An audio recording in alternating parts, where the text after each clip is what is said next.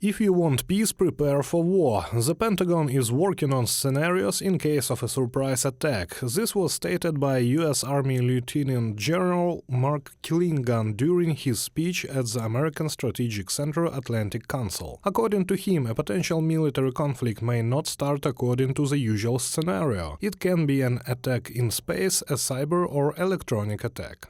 So, past history, since after World War II, the United States has been used to experiencing warfare from the virtual sanctuary of the continental United States, and the only experience that Americans had, if they were back here, was watching it on news, Fox, CNN, and the like. That reality may change. Now the Western allies, using the example of the war in Ukraine, are working out options for deterring a potential aggressor. In particular, the United States plans to modernize its own military-industrial complex, since the purchasing processes and production base were optimized for the last time in the 1990s. Our production may not be sufficient for the future conflict, particularly with the American way of war. And so, for example, one Chinese shipyard can produce more ships in a year than all of ours combined. Reserve training and mobilization, that also matters. And rehearsing that mobilization is key. Activation needs to happen not just in hours, not just in days and weeks, but in hours for it to be relevant. Key infrastructure, border crossings, all of that, bridges, ports, runways, choke points, they all need to be secured rapidly.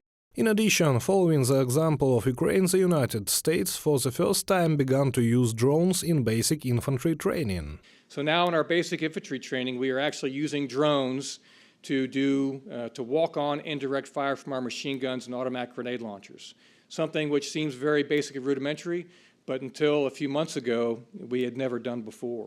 Ukraine's ability to integrate new innovative systems in the war has impressed Western allies, according to the Center for Strategic Studies in Washington.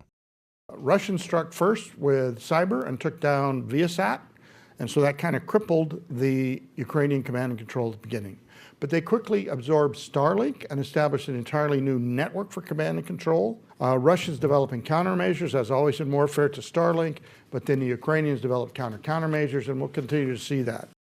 Military actions in Ukraine showed an evolutionary change in the development of wars and conflicts. According to the former chief of staff of the U.S. Army in the war against Russia, Ukraine showed how innovation and well-thought-out logistics can change the course of hostilities.